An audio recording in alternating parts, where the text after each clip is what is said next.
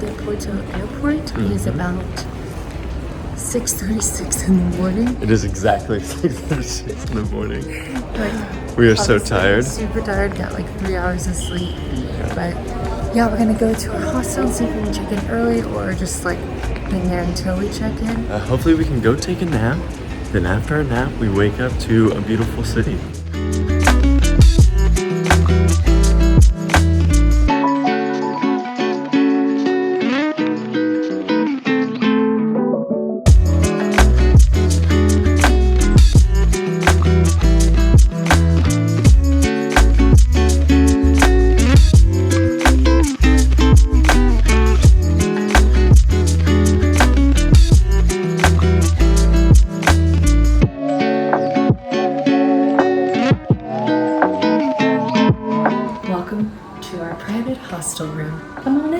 So this is a private room with an ensuite, so we don't have to share the bathroom with anyone, just for ourselves. And it's 88 euros per night. It's really nice, got bed, towels, and a lovely view. Thank goodness we were able to check in right away because we got to nap before walking around Porto today, which is where we're getting ready to go to right now.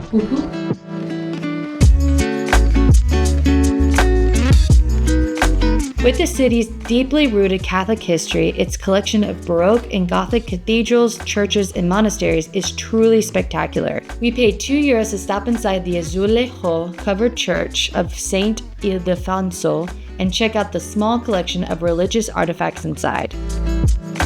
We just had a nice cup of coffee. We're gonna eat at Gazella right now. It was recommended off a YouTube video I watched and a blog post. So it's a sandwich stop and apparently it's very popular. So it's also very close to the Nice Way hostel that we're staying at. So that's why we're like, okay, well, we gotta try it. We're right around the corner and we love sandwiches. We do love sandwiches. Let's go eat. That's it.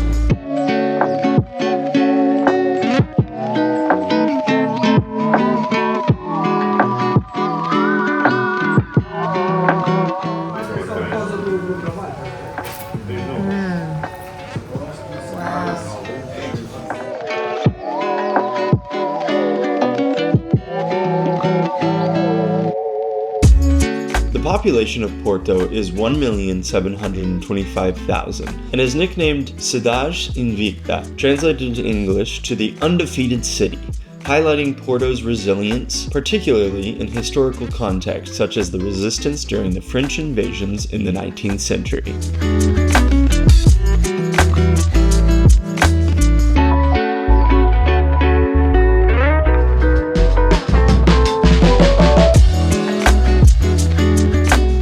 So we are heading down to the Douro River, which has a major tributary in Leon, Spain, in the northwest-ish of Spain, and it feeds out into Porto. Definitely first impressions of the city, it is absolutely stunning. The colors. Beautiful, the colors, the tile. We're about to go enjoy the riverside front here in Porto. Look at the views of the city on each side. The weather's stunning. It's so like lovely. 17 degrees right now, or in the 60s Fahrenheit. And then after that, we're going to do a 3-hour tour of the city just to get a little bit more of our bearings and learn some more history. Let's do it.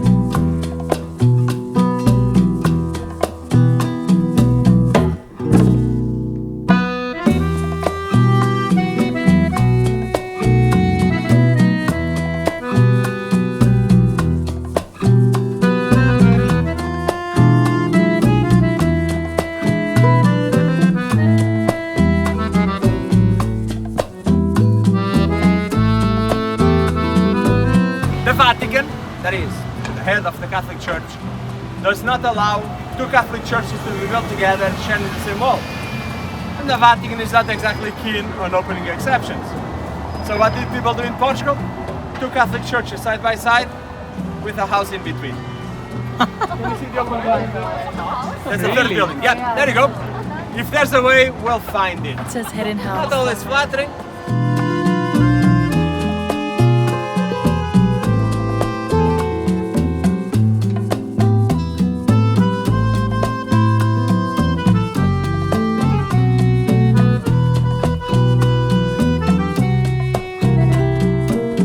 Walking here has been really fun so far. I feel like I'm in a dream. So relaxing and calming.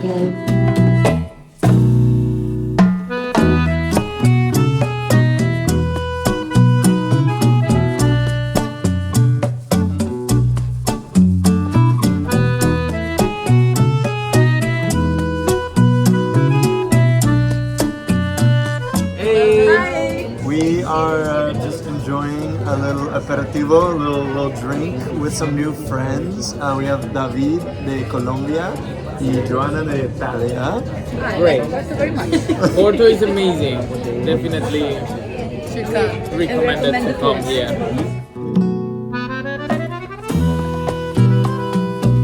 Afterwards, Joanna invited us to accompany her to a vegetarian restaurant she'd heard about called Ispezi. And honestly, that was the greatest decision we could have made that night. Wait. Okay. Okay, go for it.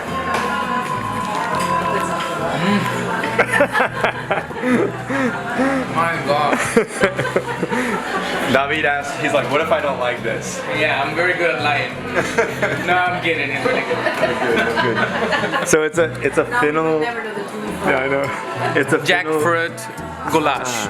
Jackfruit goulash. Yeah, look, this should be the jackfruit, I think. Nice.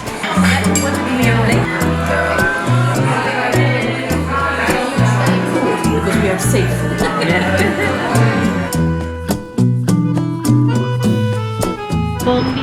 Bon dia. We had just woken up, gotten ready, and started walking to get our first pastel de nata of this trip. Woo! And it comes in this really cute packaging. And yeah, this will be the very first one that we try. And it's at Monte Cesare. Yes, I think that's the pronunciation. I'll look it up to make sure. I was recommended this one from a YouTube video and also a blog, just like the other ones.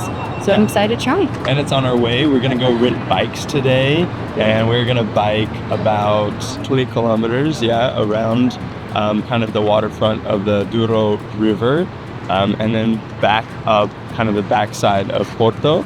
And so we'll bring you guys along, and we'll let you know how these taste. Just go in. Ooh, okay, that looks dead. Oh, I'm creamy. It's so good. Cheers.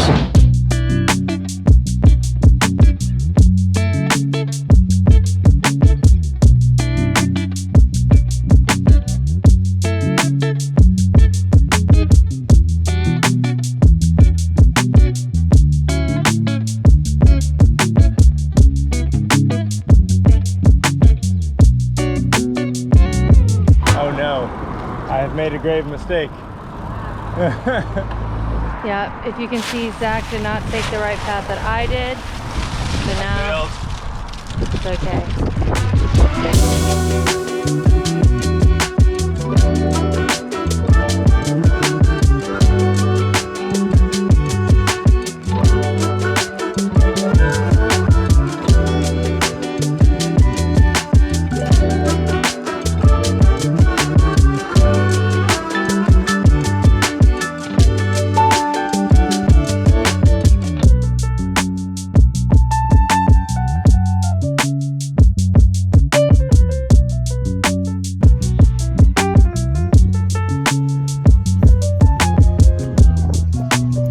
Justine, come on, now we have to wait.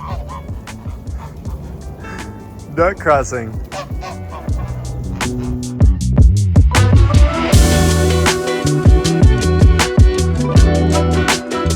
We are sitting down at the docks in front of the Don Luis I bridge. And we just got finished a very long, about 22 kilometer bike ride, and it was really tough actually. There was, we were told by our tour guide yesterday that there was a lot of infrastructure, and that it was like a flat bike ride, and it was like fun, and it seemed, the way he recommended it, it seemed like it was a pretty common thing to do in Porto. We found ourselves driving on streets a lot of the time. There were a few bike lanes, but they would kind of just appear and then disappear, and then you would be like stuck in traffic with everybody else, and there was very little sidewalk to kind of circumvent that traffic. That being said, we did stumble upon that beautiful park and we had a really nice lunch, like some little snacks and bites. All in all, lovely day, beautiful day, and we are excited to eat some more dinner and enjoy the city again at night. That late afternoon, we walked across the bottom of Ponte Luís First Bridge to Vila Nova de Gaia.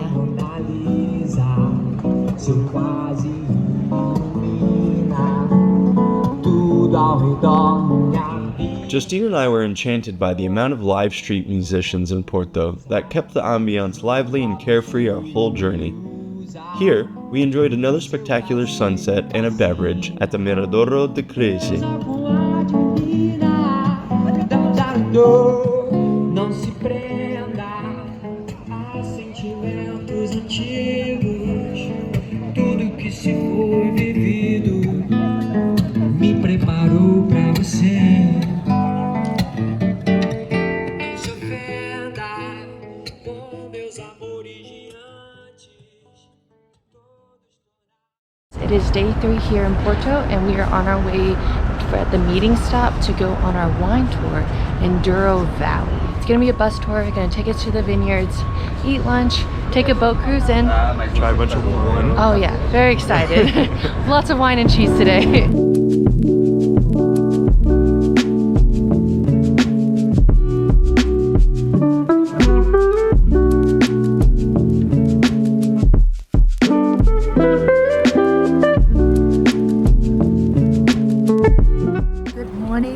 We are in the town of Rigua.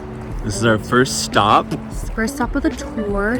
Got some coffee, got some sugar and savory goods, and now we're walking on the pedestrian bridge in this town, and it overlooks beautiful views of the valley. Kind of in the middle of the Douro Valley right now, which is the demarcation zone where it is legally allowed to grow and call port wine. There's over 250 grape varieties that they use to make all kinds of wine, but of course port is the most famous, and it is only port if it is from this valley we are in. Yes, very important. Yeah.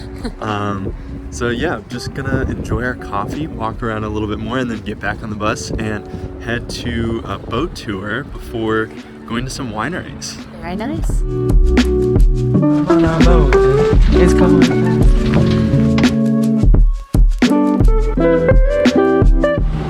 What's up, Justine? What's up? What's wrong? Just a tad bit chilly. Apparently here in the valley, it has like really high temperatures of like 50 degrees Celsius, 120 degrees Fahrenheit in the summer, so really hot. But then also in the winter, it gets super cold and there's snow. So I feel think it's about like 4 degrees or I don't know, 7, 4, I don't know. But the wind chill makes it a tad worse. But in the sun.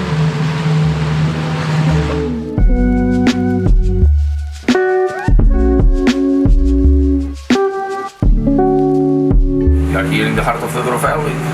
We have a specific microclimate here, that's why it's so good for the growing up of the grapes. There is just a few places in the world with the same kind of microclimate. Here it happens because of the geography, mainly because of the rocks, because it's a very rocky valley full of granite, shale and schist. And that kind of rock is very important for the growing up of the grapes, mainly during the summertime, because it works like a resistance. It retains the heat, it retains the water, it grows in a vertical way, so it allows the root of the vine to get in the rock and get water and nutrients very far. A root of a vine can reach between 20-30 meters. It's a very long root. We headed to Quinta do São Luís, the oldest port winemaker in the Douro Valley, to try 2 of their port wines from a 1966 barrel and learn some really interesting facts. Wine fermentation takes about 5 to 8 days, whereas port ferments for only 36 hours. Also, port's quality can be retained after opening for up to a year due to its high alcohol, high sugar content. We are about to go to our final wine tasting at Quinta Santa Julia. We're gonna have some traditional Portuguese food, which usually means lots of meat, and drink some more port wine.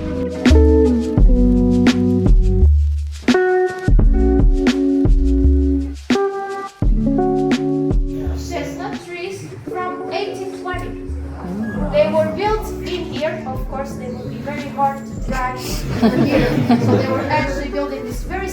Valley that has been here, the building, since 1596. This property is one of the most ancient properties in the whole Douro Valley, and the best part is that, unlike most families, they manage to keep it always in the same family without selling the property. So yeah, we're a little bit wine drunk. We've tried 2 different ports, a red and a white, and we have tried at least 3 wines this afternoon. Tried more like drank half a bottle because they just kept filling it up on this tour. Our guide, she was really amazing, showed us like what the day-to-day is for preserving the wine and then fermenting it and like doing the whole stomping ground on the port wine, because that is like something very important for vintage port wine. We learned that at 16 years old, that is when their kind of shift starts in the town to stomp wine here. Get up at like 4 o'clock in the morning because it's really hot here in the summer. Go down there, pick the grapes, come back up, and then start the stomping. So it's definitely a really big task, but super interesting. What a cool cultural experience we got to kind of partake in a little bit today. I met so many really cool people from around the world living in all these different cool places. So yeah, it's been honestly a lovely day. Like, I mean, obviously, if you look at the background, like, it's gorgeous. This is absolutely stunning. Highly recommend coming on this tour. I found this tour on Get Your Guide. It has really high recommendations, so I'll make sure I can put the link in the description. Yeah. So we're about to head back to Porto, which is about a 2-hour drive. Tonight, I think we're just gonna chill. Yeah, because we're going on a train to Lisbon tomorrow. So excited for that and hope to see you guys in the next video. Yeah. See you guys soon. Bye. Bye.